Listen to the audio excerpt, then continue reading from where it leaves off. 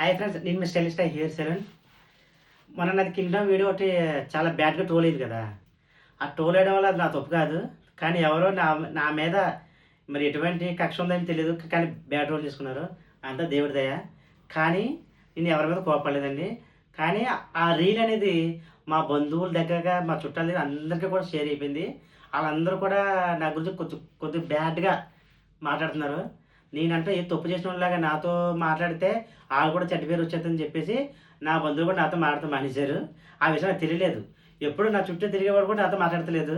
ఏంటా అనుకుని చాలా ఆలోచించాను. కానీ తర్వాత నాకు నిన్న తెలిసింది మా వేరే వాళ్ళ ద్వారాగా. నేనంటే చెడ్డ పేరు వచ్చేసిందంట. నాకు చెడ్డ పేరు వచ్చేసింది.